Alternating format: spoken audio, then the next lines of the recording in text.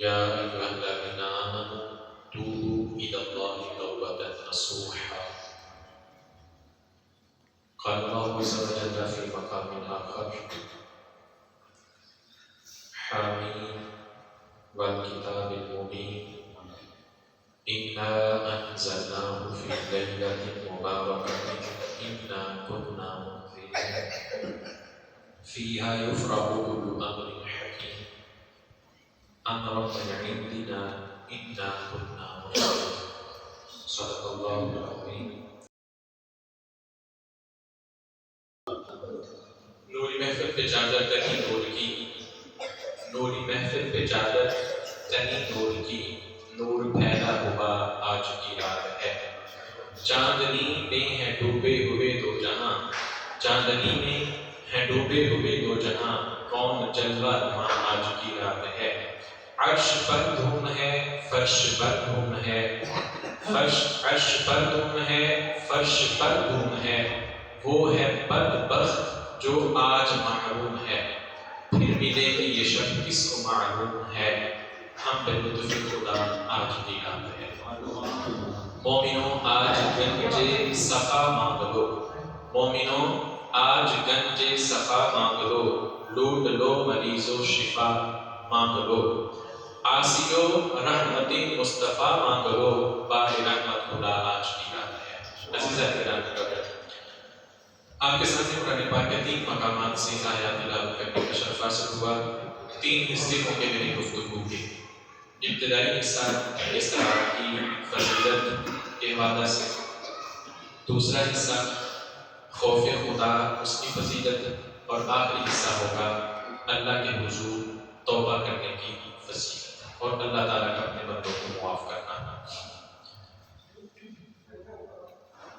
اللہ تعالیٰ کی حمد و ثنا اور سید عالمین صلی اللہ علیہ وسلم کی بارگاہ میں بلایا کر کے چند پھول نشاور کرنے کے بعد آج کی یہ پربقار محفل پاک کا سلسلہ شب برآمد کے حوالے سے انعقاد پذیر ہے.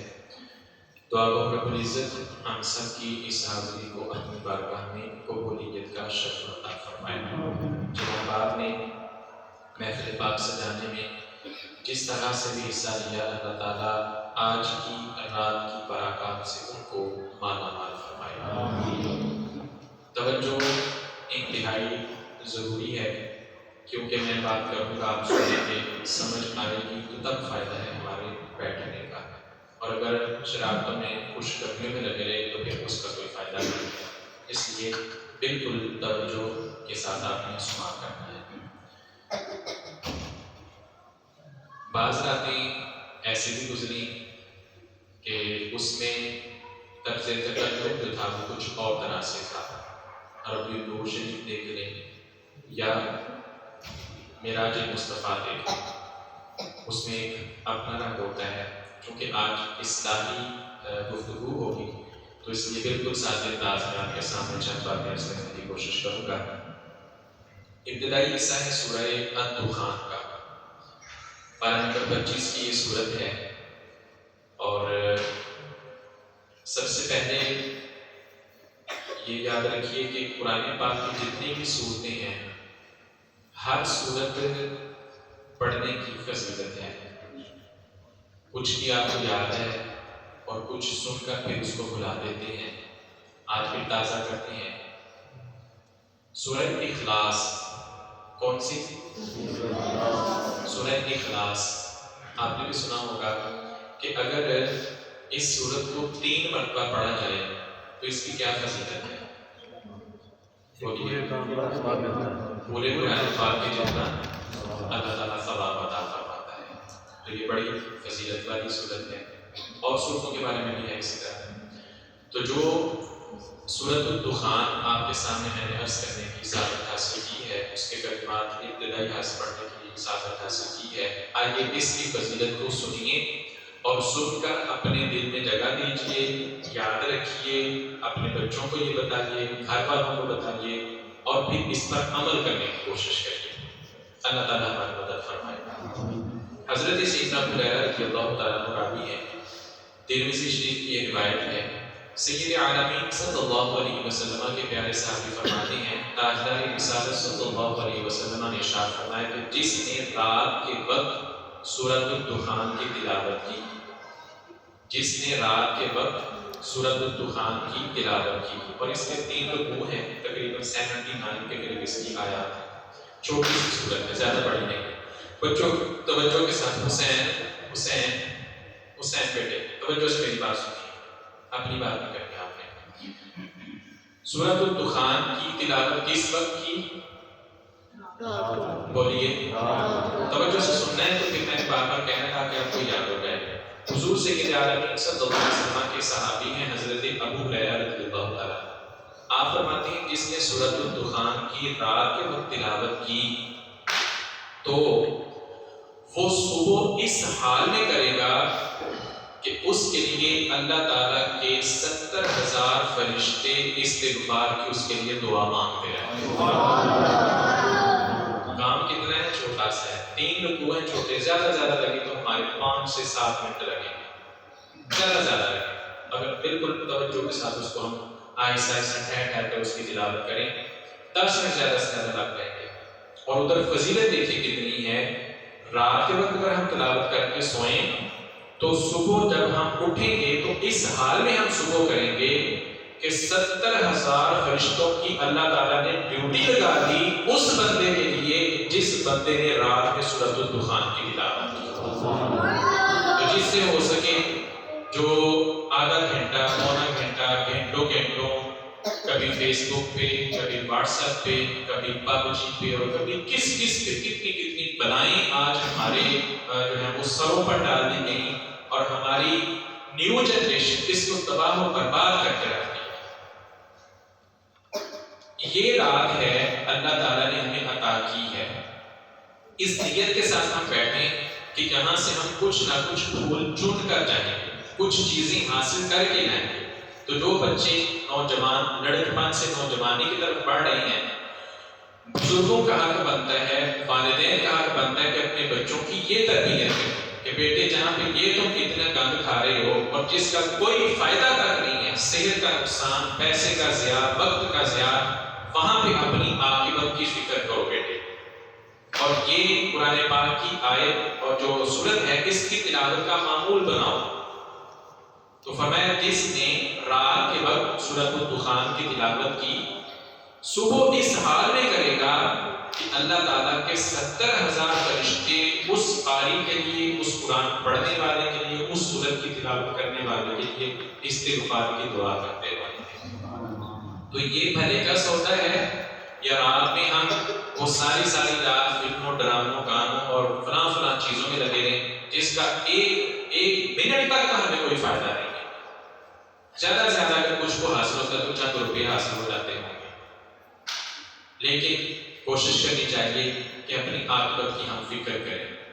آج ہم سب اپنے گریبان میں یہاں پہ رک کر ہم دیکھیں کہ اللہ نے ہمیں آج کی رات اتنی برکت والی عطا کی ہے، یہ ہم سب پہ اللہ کا کرم ہے کہ اس نے ہمیں بلا لیا اپنے گھر۔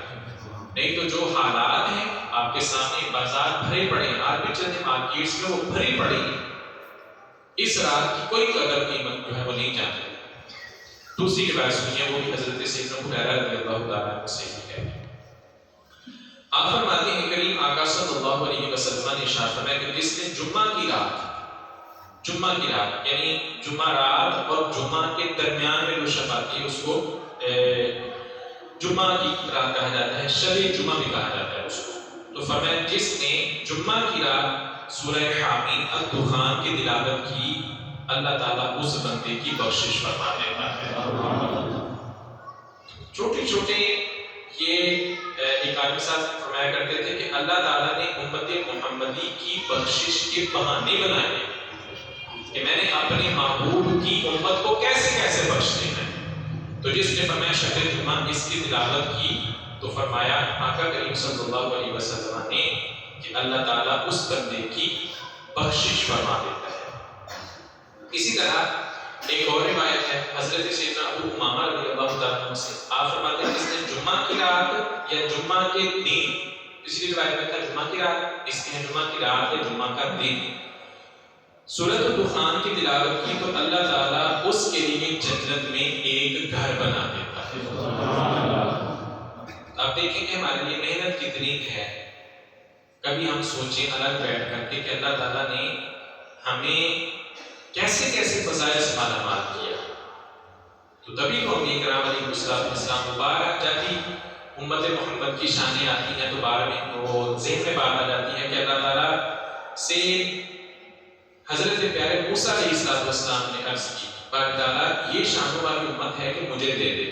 فرمایا نہیں، یہ میں نے اپنے محبوب کے لیے رکھی ہے. تو پھر یہ گزارش کہ اللہ کے حضور کے پھر مجھے بھی اس امت میں سے پیدا فرمانا تمنا کرتے گئے اور ہمیں دل مانگے. اللہ تعالیٰ نے محبوب کا امتی بنا دیا اور محبوب کا امتی بنایا. پھر اس پر ہمارے لیے کرم دیکھیے کتنا ہے کہ اللہ نے ہماری بخشش کے کتنے کتنے بہانے بنا دیے. اللہ نے کیسی کیسی ہمیں راہیں عطا فرما دی.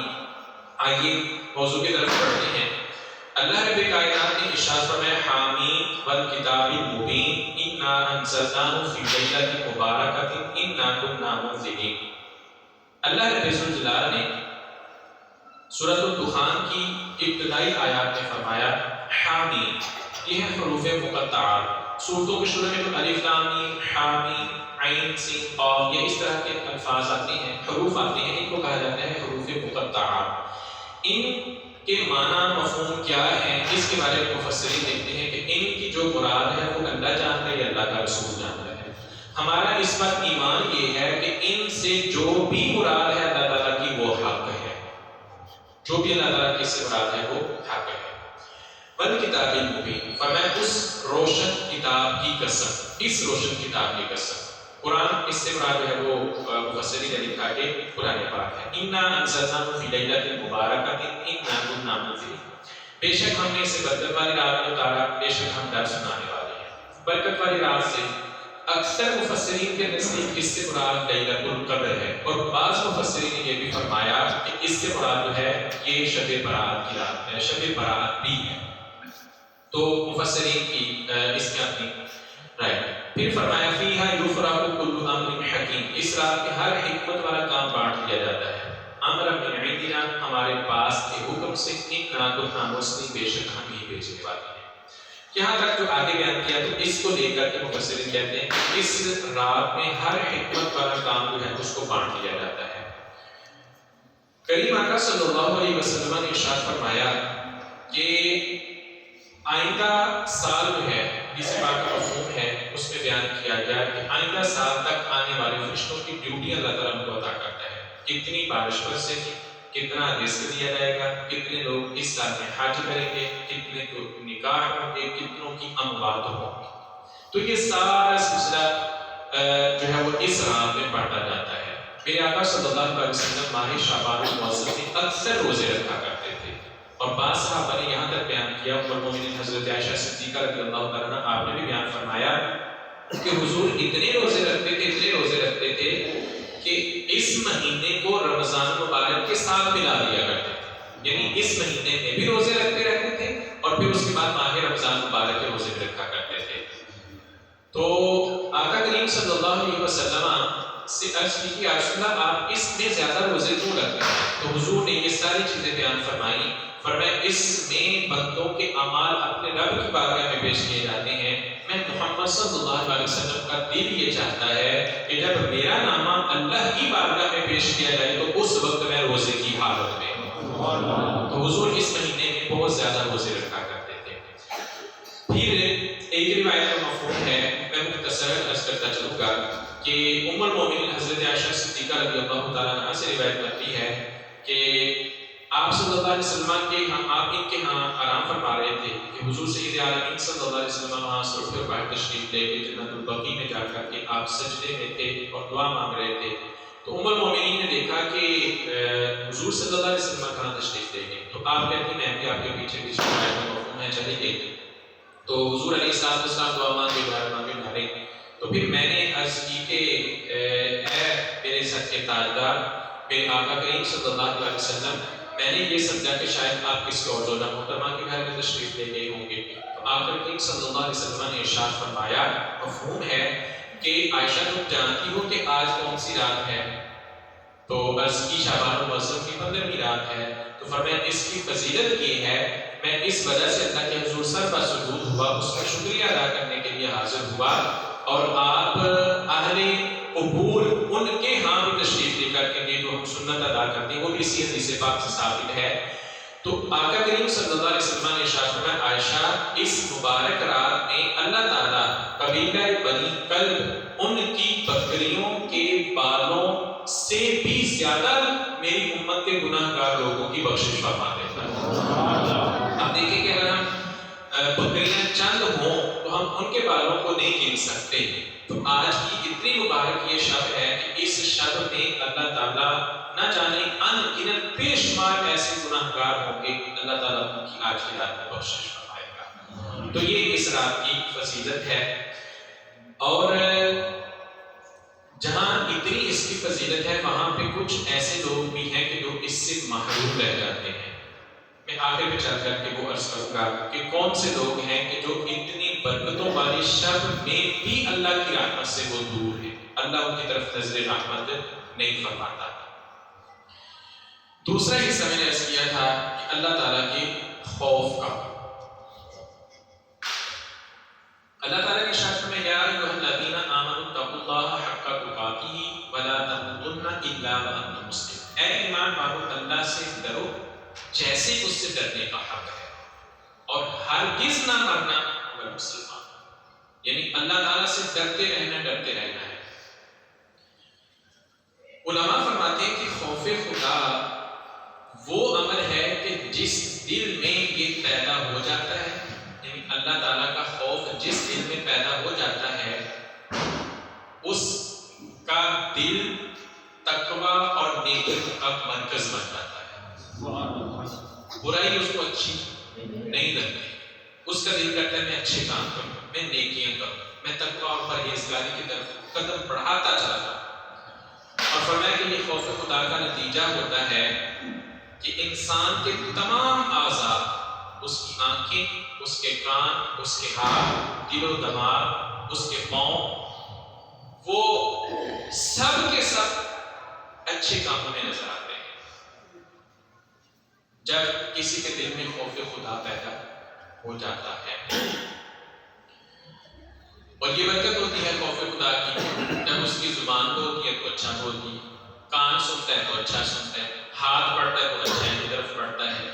یوں کہنے کہ انسان کی زندگی میں سکون پیدا ہو جاتا ہے جس دل میں اللہ کا خوف پیدا ہو جاتا ہے. اور اللہ تعالیٰ کی طرف سے پھر ایسی ایسی نویدیں سنائی دیتی ہیں.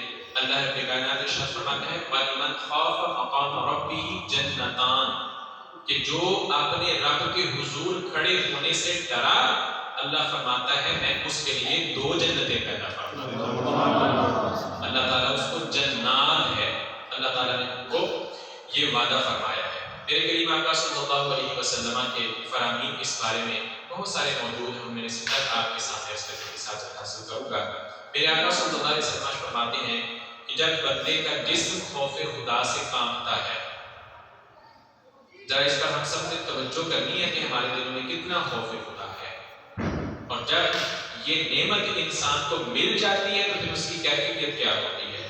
حضور فرماتے ہیں جب بندے کا دل خوف خدا سے کانپتا ہے, بندے کا دل غم زدہ ہو جاتا ہے, اس کو اپنے گناہ یاد آتے ہیں, اس کو دوسروں کے ساتھ کی ہوئی زیادتیاں تڑپاتی ہیں, اس کے دوسروں کو دھوکہ دہی ملاوٹیں اس کو یاد آ جاتی ہیں کہ یہ میں کیا کر بیٹھا, وہ کانپتا ہے.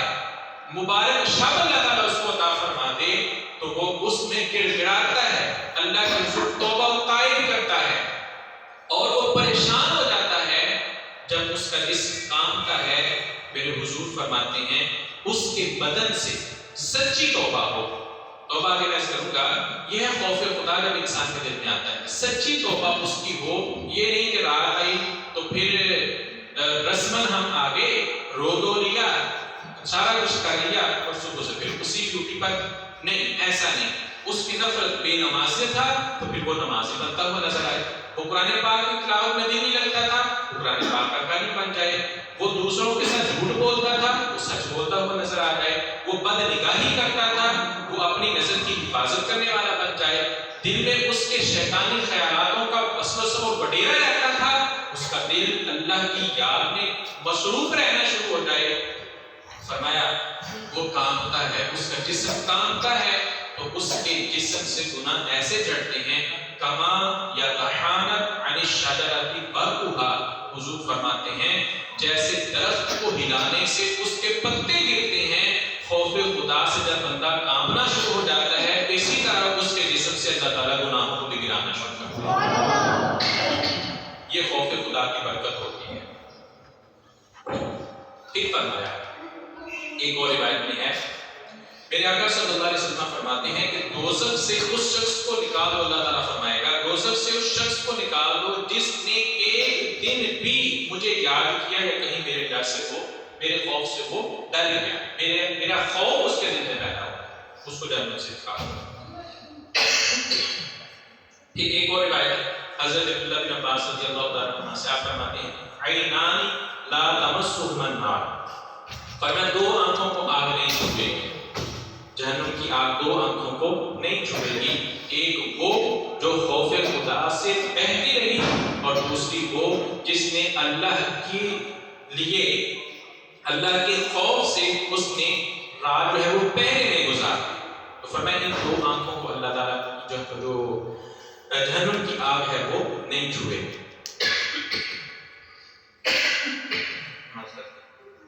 پھر اسی طرح فرمایا کہ جو آنکھ خوف خدا سے روتی ہے، ذرا اپنی سابقہ زندگی پر نظر کریں تو پھر انسان کو ہونا آتا ہے کہ میں کیا کمایا میں نے۔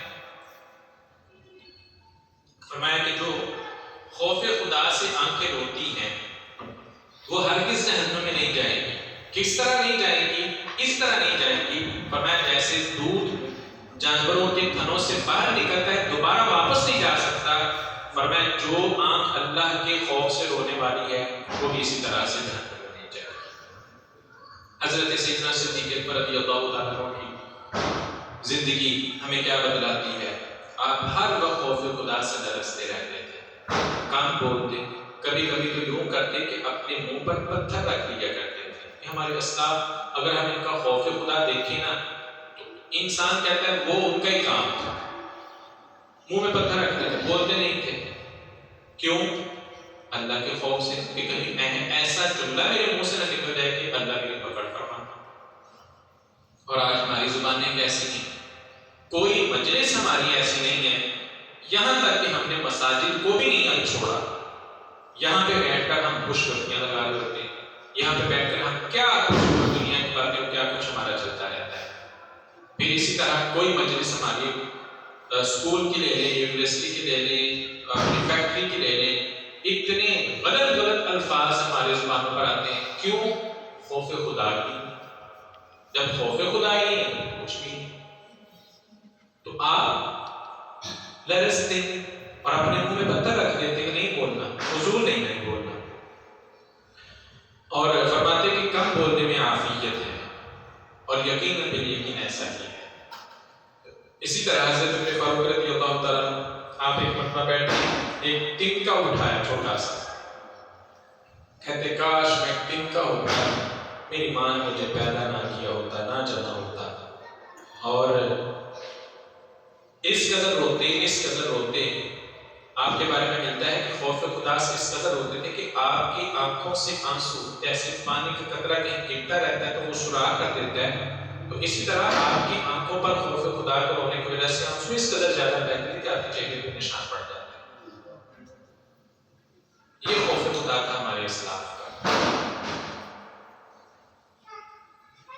اور تیسرا پہلو ہے وہ ہے توبہ کا۔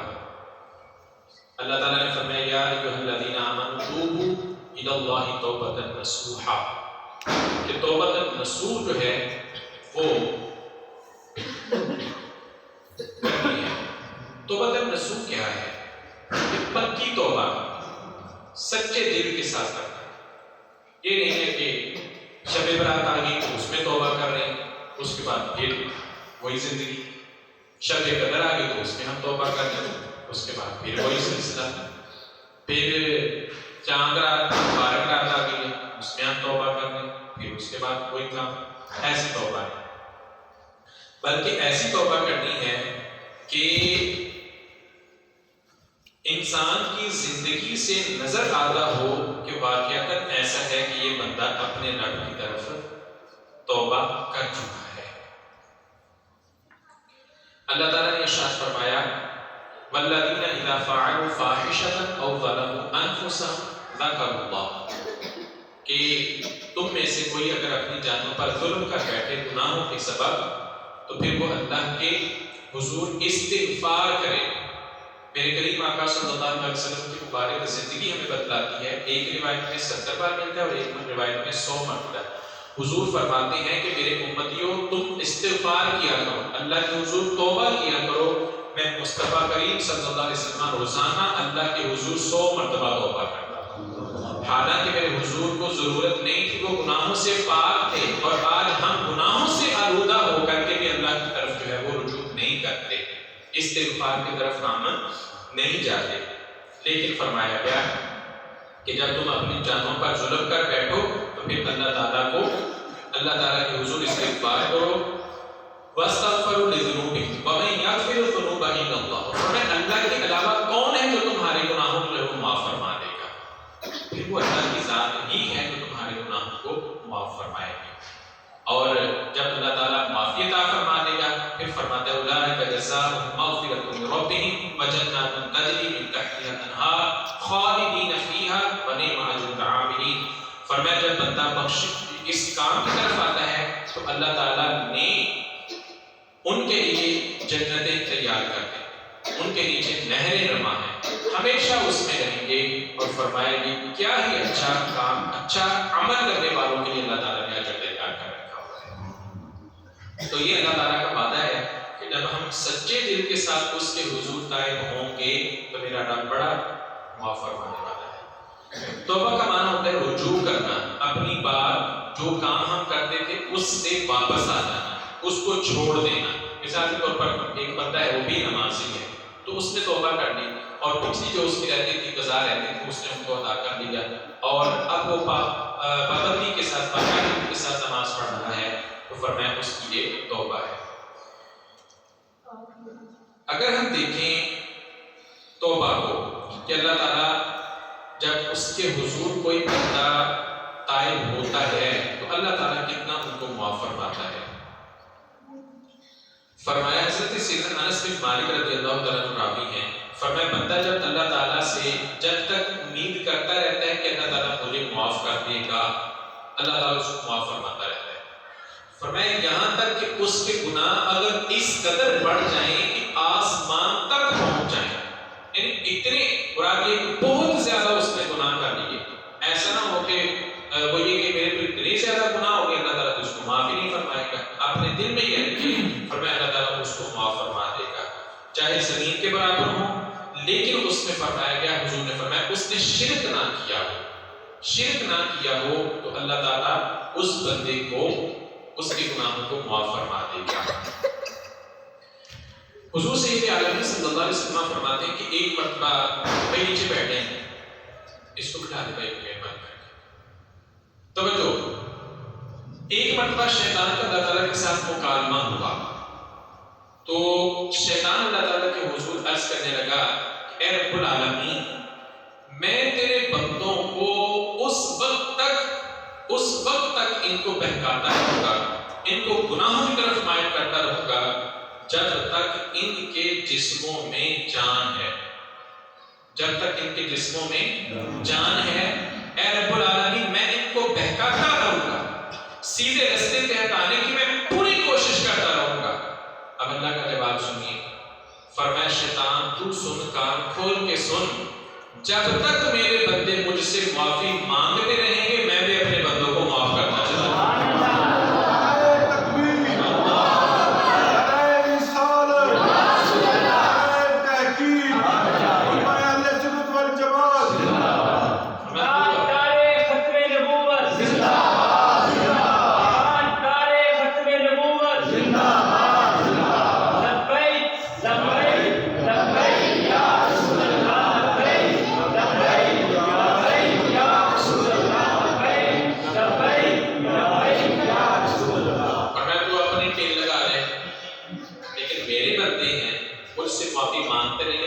جب تک یہ مجھ سے معافی مانگنے کی یہ مبارک شب ہے. اللہ نے ہمیں یہ موقع بار دیگر عطا کیا ہے. آج ہمارے پاس موقع ہے. آج لے ان کی پناہ، آج مدد مانگ ان سے، پھر نہ مانیں گے قیامت میں اگر مان گیا. وہ حضور کی شان کے بارے میں. تو آج ہمارے پاس وقت ہے. اللہ تعالیٰ نے صحت کی، تندرستی، سب کچھ دیا، تو سب سے دل سے ہم اپنے گناہوں سے توبہ کرتے ہیں. اسی طرح ایک روایت کا مفہوم ہے، فرمایا جو بندہ کثرت سے توبہ کرتا رہتا ہے اللہ تعالیٰ اس کی فکریں دور کر دیتا ہے، اسے تنگی سے نکال دیتا ہے، اور اس بندے کو وہاں سے رزق عطا فرماتا ہے کہ وہاں پہ وہ گمان بھی نہیں کر سکتا کہ یہاں سے مجھے رزق ملنا تھا. یہ توبہ کرنے کی برکتیں ہیں. تابعین میں ایک بہت بڑے تابعین گزرے، کہتے تابعین کے سردار گزرے، حضرت سیدنا امام حسن بصری رضی اللہ تعالیٰ عنہ. آپ کے پاس ایک بندہ ہے، اس نے کہا کہ حضور میری اولاد نہیں ہے، کوئی وظیفہ بتا دیں، اللہ تعالیٰ مجھے اولاد والا کر. آپ نے کہا استغفار کیا کرو، استغفار، اللہ تعالیٰ سے استغفار مانگا کرو، استغفر اللہ پڑھا کرو. تھوڑی دیر گزری ایک اور بندہ آ گیا. اس نے آ کر کہہ دیا جی قید سالی بہت ہے، ہمارے کھانے پینے کی بڑی تنگی ہے، کوئی وظیفہ بتلا دے. آپ نے اس کو کہا استغفار کیا کرو، استغفار اللہ تعالیٰ کی حضور کیا. تھوڑا وقت گزرا، ایک اور بندہ آیا. اس نے کہا کہ میں بہت تنگ دست ہوں، کام ہی نہیں کوئی چلتا، کوئی شروع کرتا ہوں تو یہ پریشانی، پھر اس میں گھاٹا، اس میں یہ سلسلہ، اس میں کوئی وظیفہ ہی بتا دیں. تو اس کو بھی آپ نے فرمایا استغفار کیا. ایک آپ کا مرید بیٹھا تھا، تو اس نے عجیب حال دیکھا کہ ڈاکٹر کے پاس اگر کوئی مریض آتا ہے، وہ کہتے ہیں میرا پیٹ دکھتا ہے تو اس کو اور دوائی دی جاتی ہے. کوئی کہتا ہے میرا سر دکھتا ہے، اس کو اور دیتے ہیں. کوئی کہتا ہے مجھے بخار ہے، کوئی کھانسی ہے، کوئی گلا خراب ہے میرے، اس کو تو اور دوائیاں لکھتا ہے. ادھر مرض جو تھے وہ 3 الگ الگ کہیں گے، لیکن دوائی ایک ہی جا رہی ہے. تو مریض کا تو اس نے کہا کہ حضور سمجھ نہیں آئی بات، ذرا اس کے بارے میں اشارہ فرما دیں. کہ ایک بندہ کہتا ہے میری اولاد نہیں ہے، آپ اس کو بھی کہتے ہیں استغفار کرو. یہ کہتا ہے میں تنگ دست، اس کو بھی یہی کام. اور یہ کہتا ہے کیسا نہیں ہمارے بڑی ہے، مال نہیں ہے، ہماری فصلیں نہیں ہوتی، تو اس کو بھی آپ نے استغفار کا وظیفہ دیا. تو آپ نے کہا بندہ خدا تو نے قرآن پاک نہیں پڑھا، میں نے تو وہی عطا کیا ان کو جو حضرت نوح علیہ السلام نے اپنی قوم کو عطا کیا. وہ کیا تھا کہ حضرت نوح علیہ السلام نے فرمایا فَقُلْتُ اسْتَغْفِرُوا رَبَّكُمْ، تم اپنے رب کے حضور استغفار کرو، اِنَّهُ غَفَّارٌ، بے شک تمہارے رب کی شان یہ ہے کہ وہ بڑا معاف کرنے والا ہے. اور فرمایا يُرْسِلِ السَّمَاءَ عَلَيْكُمْ مِدْرَارًا، اللہ تعالیٰ پھر تمہارے اوپر آسمان سے بارش نازل کرے گا. وَيُمْدِدْكُمْ بِأَمْوَالٍ، اور اللہ تعالیٰ تمہارے مالوں میں برکت عطا فرما دے گا. وَيَجْعَلْ لَكُمْ وَيَجْعَلْ لَكُمْ جَنَّاتٍ وَيَجْعَلْ لَكُمْ أَنْهَارًا، اور فرمایا کہ اللہ تعالیٰ تمہیں اولاد بھی عطا کرے گا، اور اللہ تعالیٰ تمہارے لیے جنات جو ہیں ان کو پیدا فرما دے گا. تو اس میں فرمایا جو اللہ کے حضور استغفار کرتا ہے، اس سے پتہ یہ چلتا ہے کہ اللہ اس کو صاحب اولاد بھی کر دیتا ہے، اللہ اس کو رزق بھی زیادہ عطا کرتا ہے. اور اسی طرح اگر کوئی قحط سالی آ جاتی ہے تو اللہ تعالیٰ اس کو بھی استغفار کی برکت سے دور کر دیتا ہے. آج ہم دیکھیں ملکی حالات کو اپنے دیکھ لیں، دن بہ دن ہمارے لیے کٹھن سے کٹھن چیزیں آتی چلی جا رہی ہیں.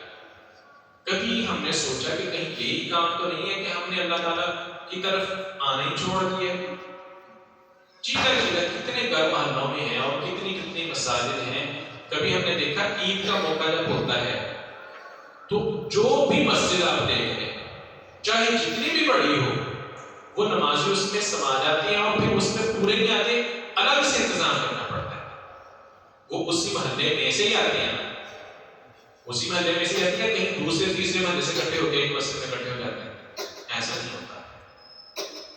عام دنوں میں ہم دیکھ لیں، چلیں اپنے کام کاج کی بات کر لیتے ہیں. فجر کے وقت دیکھ لیں، فجر کے وقت تو قریباً کوئی جو رات کی ڈیوٹی کرنے والی ہیں وہ چند ایسے ہوں گے جو محلے میں سے، لیکن مسجد کی حالت کیا ہوتی ہے؟ ہم اپنے رب کی طرف آنا یا استغفار کرنا یا توبہ کرنا، اس طرف ہم کتنا ہوتے ہیں؟ ایک صف یا دو صف، باقی سارے کے سارے فرنڈلی کر کے سو رہے ہوتے ہیں۔ تو یہ تو نہیں ہے کہ تنقید اور مہنگائی اور پھر طرح طرح کی پریشانیاں ہمارے اوپر یہ جو آج ڈھیلی جا رہی ہیں کہ ہمارے شامت اعمال تو نہیں، یہ سوچنے کی یہ رات ہے، ہم نے اپنا محاسبہ کرنا ہے اور نتیجہ نکالنا ہے کہ اگر ایسا ہے تو کیا طریقہ کیا جائے۔ یہ طریقہ ہمیں مقصد کر دیا ہے، اللہ کے حضور استغفار مانگے، وہ بڑا غفور رحیم ہے، وہ عطا کرنے والا ہے۔ یہ تو ہوا تیسرا پہلو، اور اس میں کچھ لوگ ایسے ہیں کہ اتنی برکتوں والی شب میں بھی اللہ ان پر نظر رحمت نہیں کرے گا۔ اب یہ جو کہنے بقیہ میں نے آپ کے لیے عرض کی ہے، یہ میں آپ کے لیے عرض کر رہا ہوں، اور توجہ ہم سب اگر کریں گے تو اگر ہم میں یہ چیزیں پائی جاتی ہیں تو ان چیزوں سے ہم نے توبہ کرنی ہے۔ سب سے پہلے نمبر پر اللہ تعالیٰ اس مبارک شب میں بہت سے لوگوں کی مغفرت فرمائے گا، لیکن کچھ بدقسمت بیچارے، ایسے بھی بیچارے تو نہیں، بدقسمت ہیں وہ کہ جو آج کی رات میں بھی محروم رہیں گے جب تک وہ اپنے اس گناہ سے۔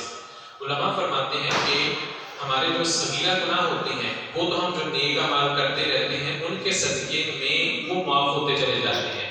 جیسے کہا گیا کہ جس نے فجر پڑھی اور فجر کے درمیان میں جتنے اس سے صغیرہ گناہ ہوئے، اس نے ظہر پڑھی تو ایک نماز دوسری نماز کے درمیان جتنے گناہ ہو جاتے ہیں ان کے لیے کفارہ بن جاتا ہے۔ اسی طرح ایک جمعے کا کہا گیا دوسرے جمعے کے درمیان جتنے انسان سے صغیرہ گناہ ہو جاتے ہیں وہ سارے کے سارے اللہ تعالیٰ ان کے صدقے میں معاف کر دیتا ہے۔ کبیرہ گناہوں کے لیے ہمیں توبہ کرنی ہوتی ہے۔ کبیرہ گناہ جیسے کہا گیا اس میں کیا آئے گا کہ اللہ تعالیٰ کے ساتھ شرک پیتا، اللہ تعالیٰ کے ساتھ شریک ٹھہرانا، یہ کبیرہ گناہوں میں سے ہے۔ اللہ تعالیٰ نے اس کے بارے میں فرمایا کہ اللہ تعالیٰ یغفر ان یشرک بہ ویغفر ما دون ذلک لمن یشاء۔ اللہ تعالیٰ کے ساتھ جو شریک ٹھہراتا ہے اللہ تعالیٰ اس کو نہیں معاف کرے گا، اس کے علاوہ جو گناہ ہو جاتے ہیں اللہ تعالیٰ ان کو معاف فرما دے گا۔ تو کبیرہ گناہ آج کی شب جو اللہ تعالیٰ کے ساتھ شرک کرنے والا ہے، شریک ٹھہرانے والا ہے، اس کی آج کی رات میں بخشش نہیں ہوگی، اس کی طرف اللہ تعالیٰ کی نظر رحمت نہیں ہوگی جب تک وہ اپنے شرک سے باز یا پکی توبہ نہیں کر دیتا، وہ بندہ محروم رہے گا۔ پھر اس طرح فرمایا گیا وہ بھی محروم ہے کہ جو آج کی اس مبارک شب میں محروم رہے گا، اس میں ہے شراب کا عادی، یعنی اس کی عادت ہی یہ ہے جب تک یہ نہ سکون نہیں ملنا۔ تو اس کے بارے میں اللہ تعالیٰ نے فرمایا انما حرم علیکم المیتۃ والدم ولحم الخنزیر، اس طرح شراب کے بارے میں بھی اللہ تعالیٰ نے حرمت جو ہے وہ اس کے بارے میں فرمایا کہ یہ جو چیزیں وہ حرام ہے۔ اور جب یہ حکم آیا تھا صحابہ رضی اللہ تعالیٰ عنہ وہ دیکھیں تو انہوں نے ان برتنوں تک کو جو ہے دے دیا، ان کو دفع کر دیا، ختم کر دیا۔ توبہ یہ ہوئی، ہمارے کیا توبہ ہوئی کہ ادھر کام کیا، وہ گناہ کا کام کیا اور پھر ادھر کوئی کام کرتے ہیں۔ تو شراب کا عادی، اللہ تعالیٰ کا دیا ہوا مال ہے، وقت ہوتا ہے، کوئی خوشی کا موقع آ گیا، بجائے اس کے کہ ہم اللہ کا شکر ادا کرتے، آج ہمارا نوجوان طبقہ کیا کرتا ہے؟ مہندی کی رسم وہ بھی فضول، اور اس پر فضولیات کے شراب جو حرام ہے اس کے جو ہے وہ چسکے لیے جاتے ہیں، اور شراب کے بعد جو حالت ہوتی ہے پھر وہ کیا ہوتی ہے، پھر کہتے ہیں اس خاندان میں ایسا ہوا، یہ وہ فلان ہوا۔ جب ہم نے بنیاد ہی اس کی حرام کام پر رکھی تو اس میں برکت کہاں سے آئے گی؟ حضور کا فرمان ہے جس کا مفہوم ہے جس نے کوئی کام، اچھا کام اللہ کے نام سے اور مجھ پر درود و سلام سے اس کا آغاز کیا، اللہ اس کام کو مکمل فرما دیتا ہے، اس میں برکت عطا فرما دیتا ہے۔ ہونا تو یہ چاہیے نا کہ اللہ نے دیا ہے اور خوشی کا ایک حضور کی سنت ادا کر رہی ہے، تو پھر ہونا تو یہ کا شکریہ ادا کرتے، ہم اللہ کی ناشکری والے کام کرنے شروع کر دیتے ہیں، ہم اللہ تعالیٰ کی ناشکری والے کام جو ہیں ان کی طرف آنا شروع کر دیتے ہیں۔ پھر اسی طرح اگر دیکھا جائے کہ جب مثال کے طور پر ایک میں مثال عرض کروں گا اور اس پر بقیہ ساری چیزیں یعنی مزید عرض کروں گا۔ ایک بچہ ہے، اس کو ہم چند روپے دیں، 100 روپے دیں اور اس کو کہیں کہ بیٹے جاؤ دکان سے دودھ لے آؤ، کیا لے آؤ؟ دودھ لے آؤ۔ اب وہ بچہ جاتا ہے، وہ پیسے پکڑتا ہے، وہاں سے وہ سارا کھا پی کے تو خالی ہاتھ آ جاتا ہے، تو کیا ہم اس بچے سے خوش ہوں گے؟ ہم نے اس کی ڈیوٹی لگائی، اس کا کام یہ تھا، حق یہ تھا کہ یہ کام تو کر کے آ، تو اس کا مقصد ہی تو اس کو خراب کر کے آ گیا۔ اور آج ہم کیا کرتے ہیں؟ ہمارا بھی یہی حال ہے کہ ہمیں تو یہ حکم تھا کہ لئن شکرتم لأزیدنکم، اگر تم شکر ادا کرو تو میں تمہیں زیادہ دوں گا۔ تو ہم بجائے اللہ کا شکریہ ادا کرتے کہ ہم اس کی نافرمانی کی طرف اتر آتے ہیں، تو اللہ ہم پہ خوش ہوگا کہ ناراض ہوگا؟ جب پتہ ہی ناراض ہوگا تو پھر ہم کیوں کاموں سے باز نہیں آتے؟ اللہ نے ہمارے اوپر 5 وقت کی نماز فرض کی ہے تو ہم اس پہ زور لگاتے چلے جائیں، صلاۃ و تسبیح ہم پڑھ لیتے تھے۔ اور ایک یہ بھی وہ کلپ آج کل چلا ہوا ہے کہ شعبان کی اتنی رات میں اگر 4 رکعتیں اس میں یہ پڑھ کے تو آپ کرو تو زندگی بھر کی جتنی قضا نمازیں رہتی تھی وہ ساری کی ساری پوری ہو گئی۔ تو پھر تو بھائی ایسے ہی کرتے، یہ سارا طریقہ چھوڑ چھاڑ کے تو پھر تو وہ 4 رکعتیں بندہ پڑھ لے اس میں اور سارے کے سارے کام سیدھا ہو جائے۔ اس طرح کی چیزیں پھیلانے سے قبل ان کی تصدیق کر دی جائے، کسی عالم دین سے، مفتی صاحب سے تحقیق کروا دی جائے کہ آیا یہ بات ایسی ہے، میں اس کو شیئر کرنے لگا ہوں اور گروپس میں کرنے لگا ہوں، ہم غلط بات کو بھی آگے پھیلانا شروع کر دیتے ہیں۔ حضور صلی اللہ علیہ وسلم نے اس موقع پہ اس بارے میں فرمایا، جس نے وہ بات میری طرف منسوخ کی جو میں نے نہیں کہی، وہ اپنا ٹھکانہ جہنم میں تلاش کرے۔ یہ پوسٹیں ایسے آگے شیئر کر دینا، یہ تصدیق کر لینی چاہیے، رابطہ رکھنا چاہیے علماء سے اور ان سے پوچھ لینا چاہیے کہ یہ کام ایسے ہے، ہم اس کے ذمہ دار بن جاتے ہیں کہ اس کام کو آگے پھیلاتے ہیں، اور پھر وہ غلط ہوتی ہے اس کی نسبت ہم حضور کی طرف کرتے ہیں اور وعید حضور نے فرمائی کہ جس نے ایسے کیا اس کا ٹھکانہ جہنم میں۔ تو ہم فکر ہی نہیں کرتے، کیوں؟ کیونکہ ہماری توجہ ہی نہیں ہے۔ تو اس لیے ان چیزوں کو دیکھنا چاہیے۔ شراب کا عادی، اور اسی طرح فرمایا گیا والدین کی نافرمانی کرنے والا۔ بچے توجہ کے ساتھ میری بات سنیں کہ آج کی رحمت والدین کی نافرمانی کرنے والا، اگرچہ وہ مسجد میں آ کے بیٹھ گیا ہے، وہ صلاۃ و تسبیح بھی پڑھ لی، وہ سارا کچھ کر گیا ہے، لیکن دل میں اس کا یہی ہے والدین کو تنقید کرنا ہے، اس کے یہاں پہ آ کے بیٹھنے کا کوئی فائدہ نہیں۔ ہاں فائدہ اس صورت میں ہے وہ آئے، وہ نیت کر لے یار میں اپنے ماں باپ کو تنگ کرتا ہوں، مجھے صبح جلدی اٹھاتی ہیں، میں لیٹ سوتا ہوں، ان کو دکھ ہوتا ہے، وہ مجھے کام پہ لگاتے ہیں، کام پہ بھیجتے میں نہیں جاتا ہوں، مجھے دکھ ہوتا ہے، پڑھنے کا کہتے ہیں تو میں پڑھنے کے لیے مجھے اٹھاتے ہیں، میں نہیں جاتا، ان کو دکھ ہوتا ہے۔ جو بھی مثالیں دیتے چلے جائیں کہ کسی طریقے سے بھی ہم والدین کی نافرمانی کرتے ہیں۔ وہ کہتے ہیں بیٹے اس جگہ پہ لوگ نے نہیں جانا، لوگ جاتے ہیں، ان کو دکھ ہوتا ہے۔ وہ کہتے ہیں بیٹے یہ چیز مجھے لاگو نہیں کرتے، ان کو دکھ ہوتا ہے۔ تو ان کی نافرمانی کرنے والا جب تک سچے دل کے ساتھ توبہ کر کے نہ بیٹھے اور کہیں دل میں اپنے نیت کر لے کہ آج کے بعد میں نے اپنے والدین کو خوش کرنا ہے، اور اس خوش کرنے میں کتنے ان کی فضیلت کتنی ہے۔ حضور سید عالمین صلی اللہ علیہ وسلم نے فرمایا کہ جس نے محبت بھری نظر سے اپنے والدین کے چہرے کو دیکھا، اللہ اس کو ایک مقبول حج کا ثواب عطا کرتا ہے۔ صحابی نے یا رسول اللہ صلی اللہ علیہ وسلم گھر میں آتے جاتے تو پتہ نہیں کتنی مرتبہ دیکھتے ہو، ان کا مقصد یہ ہوگا کہ ایک دن میں ایسا ہو سکتا ہوگا تو آپ صلی اللہ علیہ وسلم کے صحابی نے جب یہ عرض کی کہ رسول اللہ دین میں تو کئی بار ہم دیکھتے تو اللہ اتنے اجر کا ثواب ادا کر دے گا. ایک روایت میں نے پڑھا جس میں تقریباً 360 کا لفظ کہا تو فرمایا اللہ کی رحمت اس سے بھی زیادہ ہے. اللہ اکثر کے الفاظ ہیں، فرمایا اللہ اتنے ہی حجوں کا ثواب اس کو عطا فرما دے. آج حاجی صاحب کو حج کے لیے درخواست سے دیتے ان سے پوچھیں کون کون سے پاپڑ بیچنے پڑتے ہیں، کتنا روپیہ لگانا پڑتا ہے، کتنی انرجی صرف کرنی پڑتی ہے، کتنی مشقتیں اٹھانی پڑتی ہیں، کتنی پریشانیوں کا سامنا کرنا پڑتا ہے، کتنے دن لگتے ہیں، پھر اس کے بعد حج ہوتا ہے. اور حاجی صاحب سے پوچھا گیا کہ حاجی صاحب آپ کا حج قبول ہو گیا؟ تو وہ کیا کہتے ہیں؟ اللہ جانے کر تو میں حج کا ہے، اللہ جانے قبول ہوا یا نہیں، وہ اللہ کی مرضی. لیکن ادھر وعدہ ہے اور حضور کی زبان سے، حضور کی زبان سے ہے جو یہ دیکھنا چاہتا ہے کہ اس کا رب اس پر راضی ہے. فرمایا اپنے باپ کو دیکھ لے، والدہ کو دیکھ لے، اگر وہ راضی ہے تو وہ رب بھی راضی ہے. رضا رب فی رضا الوالد و سخط رب فی سخط الوالد. فرمایا تمہارے رب کی رضا تمہارے باپ کی رضا میں ہے، تمہارے رب کی ناراضی تمہارے باپ کی ناراضی ہے. آج کی شب ان کو ستانے والا، ان کو تنگ کرنے والا، ان کی ہائیں لینے والا، وہ بھی کامیاب نہیں ہے. اگرچہ وہ آ جائے، بیٹھ جائے، سارا کچھ کر جائے، پھر جا کے ادھر ہی اس کی جڑی رہے تو اس کے ادھر بیٹھنے کا کوئی فائدہ نہیں.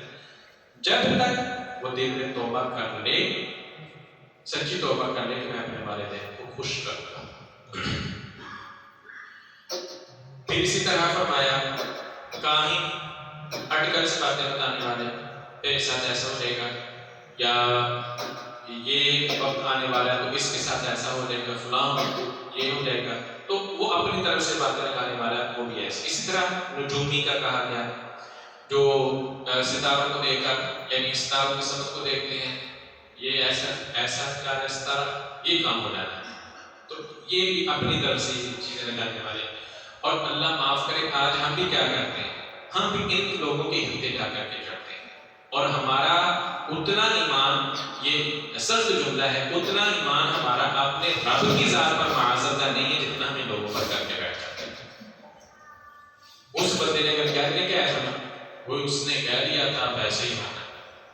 بھائی اللہ کی ذات پر ہمارا ایمان ہونا چاہیے کہ جو میرے رب نے چاہنا ہے وہ ہونا ہے، ان کے کہنے سے نہیں ہونا. تو ایسے لوگوں کے بارے میں وجود ہے جادوگر.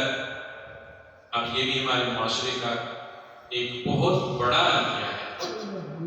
سوشل میڈیا پہ دیکھ لیں، آئے دن کوئی نہ کوئی نیا رنگ، کوئی نہ کوئی نئی چیز، کوئی کسی بھی ٹاپک کہتا ہے، کوئی کسی کے ساتھ کیا کر رہا ہے، کس مقصد کے لیے، ہماری ریٹنگ بڑھ جائے، ہمارا چینل فلاں ہو جائے، ہمارے ساتھ یہ ہو جائے، ہمارے روپے آنے شروع ہو جائے، تو اسی کام پر لگے ہوئے.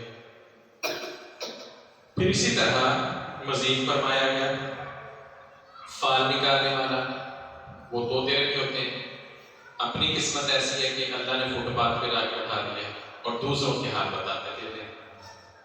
اپنے بارے میں پوچھ رہے تھے، کسی طوطے کو کہہ رہے تھے کہ میرے بھی کوئی فال نکال کے، میں کہاں میرے ساتھ کیا ہونے والا ہے. تو اس کو پتا ہے کہ میرا طوطے والی جو ہے نا، میرے طوطے نے مجھے یہ کہا ہوا ہے کہ تم نے فٹ پاتھ پہ بیٹھنا، تو یہ حال. تو ہم ان کے پاس جا کر کے تو فالے نکالتے پھرتے ہیں. تو یہ بھی گناہ کا کام ہے، اس سے بھی بچنا چاہیے. اسی طرح بعد مذہب یعنی مذہب میں نئی نئی چیزیں پیدا کرنے والے، قاتل، ناحق کسی کو قتل کر دینا، اس کے بارے میں وعید ہے کہ اس رات میں اللہ تعالیٰ اس کی طرف نظر رحمت نہیں فرمائے گا، وہ بندہ بھی محروم نہیں رہے گا. رشتہ کاٹنے والا یعنی رشتوں کو توڑنا، یہ تو ہمارے معاشرے میں بہت زیادہ ہے، بہت زیادہ ہے. آپ جائزہ جو لے لیں، ایک گلی لے لیں، ایک گلی لے لیں اور اس کا تجزیہ کر لیں، پھر ان کے کتنے رشتہ دار کہاں کہاں بیٹھے ہیں. کوئی ایسا تھا، میں کہتا ہوں 100% ایسا ہوگا، کوئی اللہ کی کسی پر عطا ہے تو وہ ایسا ہوگا کہ اس کی اپنے رشتے داروں میں سے کسی نہ کسی کے ساتھ کوئی ان پن یا کوئی رشتہ توڑنے والا سلسلہ نہ ہو. ہر گھر میں تقریباً یہ ہمارے ماں باپ پہنچ چکی. یہ اس کے ساتھ بولتا ہے تو میں نے اسے نہیں بولنا، اس نے اس کا رشتہ ادھر کر لیا تو میں نے اس سے ختم کر دیا، اس کا اس کے ساتھ ایسا ہوا تو میں نے اس کے ساتھ آنا جانا چھوڑ دیا. یہ اتنی زیادہ ہمارے معاشرے میں ہو چکی ہے، اور اس پر جو ہے وہ ہمارے میڈیا کا ایک بہت بڑا ہاتھ ہے جو کہہ لیں کہ اس کام میں اس طرح کے وہ ڈرامے اور فلمیں بنا کر کے تو ذہن سازی ایسی ہماری نئے لوگوں کی کر دی، نئے بچوں کی کر دی کہ وہ انہی باتوں میں انہی کو دیکھ کر اپنے اوپر ان کو اپلائی کر رہے ہیں. وہ ڈرامہ کر رہی ہیں اور ہم حقیقت کو جو ہے وہ پروان چڑھا رہے ہیں.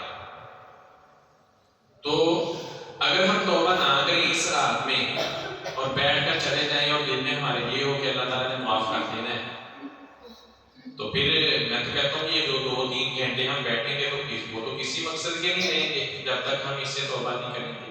اور حضور صلی اللہ علیہ وسلم نے مشکل کام بتایا، فرمایا جو تجھ سے رشتہ توڑے تم اس کے ساتھ جوڑو، جو تجھے محروم کرے تم اس کو عطا کرو. تو یہ آپ صلی اللہ علیہ وسلم نے ہمیں فرمایا. اسی طرح فرمایا گیا کینہ پرور، کہ اپنے دل میں کسی کے خلاف ایسی بات بٹھا لینا کہ آج اس نے میرا برا کیا ہے، میں موقع ڈھونڈ رہا ہوں کہ کوئی ایسی چیز اس کی میرے ہتھے چڑھ جائے تو پھر میں بھی اس کے ساتھ اس کے ساتھ یہ کروں گا. کینہ پرور. آج ہم بھی دیکھ لیں کسی نہ کسی کے ساتھ لازمی ایسا ہوگا کہ ہم کسی کے بارے میں کوئی ایسا ذکر کرتے ہیں. وہ واقعہ حضور علیہ السلام کے صحابہ کا یاد آ رہا ہے کہ ایک صحابی تھے، آقا کریم صلی اللہ علیہ وسلم نے فرمایا ابھی جو آنے والے، مجھے نام کا ذکر نہیں ہے، فرمایا جو آنے والے ہیں جس نے جنتی کو دیکھنا ہے وہ اس شخص کو دیکھ لیا. تو وہ صحابی آئے، دوسرے دن تیسرے دن کے آئے تو حضور نے یہی فرمایا کہ جس نے جنتی کو دیکھنا ہے ان کو دیکھ لیا. تو ایک حضور علیہ السلام کی بارگاہ میں ساتھ بیٹھے، دیکھیں یہ کام تو سارے ہمارے بارے کرتے ہیں تو یہ جنتی کیسے ہیں؟ تو کہا کہ میں ان کے ہاں جن کو کہا تھا کہ یہ جنتی ہیں ان سے اجازت دی کہ میں آپ کے ساتھ آپ کے گھر میں رہنا چاہتا ہوں، دیکھنا چاہتا ہوں کہ ایسا کون سا آپ کام کرتے ہیں. دن میں تو چلے ہمارے ساتھ، رات میں کوئی ایسا کام کرتے ہوں گے جس کی وجہ سے حضور نے جنتیوں نے کا فرمایا. تو ان سے اجازت نہیں، انہوں نے اجازت دے دی، ان کے گھر میں بیٹھ دیکھا کہ جیسے جیسے عبادت یعنی سیم کام ہم دیکھا کہ جو وہ کرتے ہیں کوئی ہم کرتے ہیں. لیکن ایسی کیا بات ہے؟ کہا میں نے ان سے پوچھا کہ کیا ایسی بات ہے کہ حضور نے 3 دن تو ہمیں فرمایا جس نے جنتی دیکھنا ہے وہ ابھی ہمارے مجلس میں آئے گا، اس کو دیکھیں، اور تینوں دن تمہارے بارے میں حضور نے فرمایا. تو انہوں نے کہا کہ بات بھائی یہ ہے جو تم کرتے وہی میں بھی کرتا ہوں، لیکن بات اس میں ایک یہ ہے کہ جب میں رات کو سوتا ہوں تو میرے دل میں کسی کے خلاف کوئی بھی میں اپنے دل میں بات پا کے نہیں رکھتا. میں اپنے دل کو صاف کر کے سوتا ہوں، کسی کے بارے میں میرے دل میں کسی بات. شاید یہی بات ہے کہ سورج تمہیں جنت میں رکھا ہے. اور ہم تمنا یہ کہتے ہیں کہ میں کہوں کہ ہاتھ کھڑا کریں کون جنت میں جانا چاہیے، تو ہم سارے دونوں ہاتھ کھڑے کر دیں گے. اور کام اگر ہم دیکھیں کہ کون سے کرتے ہیں تو اس پر بھی ہمیشہ جنت ہے. تو حضور نے فرمایا وہ بندہ بھی اس میں محروم رہے گا. پھر بازار جانے والے، یہ جمعہ برکت والا ہمارا ہوتا ہے اور جمعے کے دن ہم زیادہ دیکھتے ہیں، اور اللہ معاف کرے محفوظ کرتے کہ یہاں پہ بھی کتنی اسمیل وہ ان چیزوں کی کہ جو چیزیں نہیں کرنے والی ان کو ہم کر رہے ہیں. چھتوں پہ چڑھ جائیں گے، ڈیک لگا دیں گے، زور سے باز لگا دیں گے، سسٹم اوپر رکھ دیں گے، اور چند منٹ کا جو ہے وہ ذوق چسکا یا جو بھی فرحت ہے وہاں سے ہو جائے گی، دل کو ٹھنڈ پڑ جائے گی. لیکن ادھر جو حضور علیہ السلام فرماتے ہیں کہ یہ ہے برکت والی رات، پھر عام دنوں میں ان کا کیا حال ہوگا، پھر کیسے اللہ تعالیٰ کی طرف نظر رحمت ہوگی. تو ان کے بارے میں بھی فرمایا جو بادہ بجانے والے. پھر اسی طرح گویاں جو گانے والے ہیں، اور تہبند یعنی شلوار ہو، پجامہ ہو، ٹروزر ہو، پینٹ ہو، جو بھی ہو، تہبند ہو، اس کو تکبراً اپنے ٹخنوں سے نیچے لٹکانے والا. ہم نماز میں بھی اس کا خیال نہیں کرتے. یہ مسئلہ بھی یاد رکھیے کہ ہر حال میں مرد کے لیے یہ ہے کہ اپنی تہبند کو، شلوار کو، پجامے کو وہ ٹخنوں سے اوپر رکھے، اس کے ٹخنے نظر آنے چاہیے. اور اس پر جو ہے وہ سائنس نے بھی بڑی ریسرچیں کی. انہوں نے کہا کہ ایسی شعاعیں نکلتی ہیں کہ جو مرد کے لیے صحت مند جو ہے وہ ہوتی ہیں، کہ اگر اس کے ٹخنے گندے ہوں گے تو. عورت کے لیے اس کے اپوزٹ، یعنی اس کے مخالف حکم ہے کہ وہ چھپا کر کے رکھے، اور مرد کے لیے یہ ہے کہ وہ اپنے ٹخنوں سے اوپر جو ہے وہ کپڑا رکھے. عام حالت میں بھی ہو، نماز میں بھی خاص کر اس کا اہتمام ہمیں کرنا چاہیے. پھر اسی طرح تکبر کرنے والا اور ناجائز ٹیکس وصول کرنے والا، ہمارے حکمرانوں کو بھی ذرا سوچنا چاہیے کہ عوام بیچارے کا کیا حال ہے. اور اللہ معاف کرے، ابھی سننے میں شاید ایسے آ رہا ہے کہ آگے مزید ان کا کام یہی ہے، تو اللہ تعالیٰ ان سے بھی ہماری حفاظت فرمائے. کوئی ایسا بندے کا پتر اللہ تعالیٰ ہمیں عطا فرما دے کہ جو اپنی عوام کا بھی دکھ بانٹنے والا، ان کے ساتھ محبت کرنے والا ہو. اللہ تعالیٰ ہمارے اوپر رحم فرما دے. تو یہ کچھ روایات میں سے الگ الگ بھی حضور علیہ السلام نے ان کو بیان فرمایا. تقریباً کہہ لیں کہ کوئی 15 سے 16 کے قریب یہ افراد بنتے ہیں کہ جن کی نشاندہی کر کے حضور علیہ السلام نے کہ اس مبارک شب میں بھی وہ محروم رہیں گے. تو آج کی رات یہ بڑی برکت والی رات ہے، فضیلت والی رات ہے. تو ہر شب پہ آپ کو یہ عرض کرتا ہوں کہ نوافل بھی آپ پڑھیں. ہم ڈھونڈتے پھرتے ہیں کس نے کیا بنایا ہوا ہے کہ اگرچہ بزرگان دین سے یہ چیزیں منقول ہیں، ایسے نہیں میں ان کا انکاری ہوں، لیکن ہماری ترجیح ہونی چاہیے وہ ہمارے ان چیزوں کی طرف ہونی چاہیے جو اللہ رسول کا حکم ہے. نماز ہے، اور اسی طرح یہ ملاوٹ نہ کرنا ہے. اس کے بارے میں ہمیں کہا گیا کہ ملاوٹ نہ کرو، اس پہ نہیں ہم سوچتے. ہمارے مارکیٹس کے یہ حال ہے، آئے دن ایک چیز خریدنے کے لیے جاؤ، دوسری مرتبہ جاؤ تو اس کا ریٹ خود سے بڑھایا ہوتا ہے، اوپر اس کے مینشن کچھ اور کیا ہوتا ہے، خود کو ہم نے کم ریٹ پہ دیا ہوتا ہے تو وہ ہم آگے زیادہ ریٹ ہو گیا، فلاں ہو گیا، پھر برکت نہیں آتی.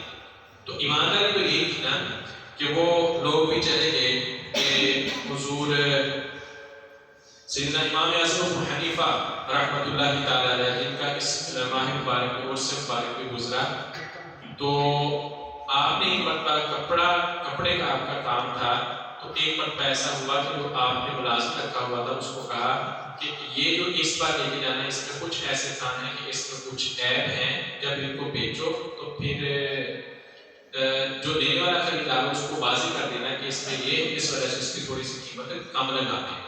اب وہ بندہ ملازم بھول گیا بیچارہ، تو بھول کر اس نے جب امام اعظم ابو حنیفہ رحمۃ اللہ تعالیٰ علیہ آپ نے رقم دیکھی، آپ نے کہا یہ تو زیادہ بن رہے ہیں، میں نے تمہیں کہا تھا کس کی قیمت کم لگانا، تم نے ان کو بھی اسی کے مطابق پیش کیا ہے. تو کہا وہ کون سے پیسے تھے؟ آپ مجھے نہیں پتا، وہ میں نے سارے بتا دیے. اب خوف خدا کی بات ہے کہ خوف خدا ہو تو ہی ہے، حکمرانوں کو نہیں ہے تو ہم کو کون سا خوف خدا ہمیں ہے. ہم بھی تو ویسے ہی، ہم بھی نہیں چھوڑتے، جہاں موقع آتا ہے کہتے ہیں ٹھیک ہے اچھے والا ٹوکا مارنا یہاں پہ، اچھے والا کٹ لگانا یہاں پہ. تو آپ نے کہا کہ یہ تو ٹھیک نہیں ہے. اب رکوع کا بھی مجھے پتا نہیں ہے تو اس کو بھی نہیں بتایا، تو یہ بھی معاملہ خراب ہے. آپ نے وہ ساری کی ساری جتنی بھی رقم تھی وہ سارے کپڑے کے آگے صدقہ کر دیا. یہ خوف خدا کا. تو آج خود سے ہم کتنے پہ خریدتے، اوپر کی مینشن ہوتی ہے اور جھوٹ بول کر کے آگے دے دیتے ہیں.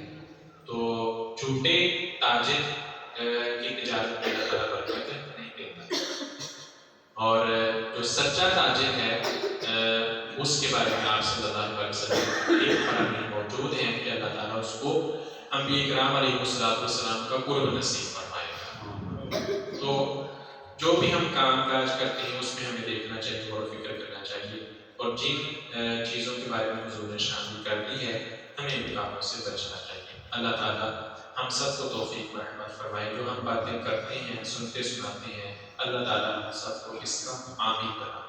عمل کرنے کی توفیق عطا فرما دے. آمین.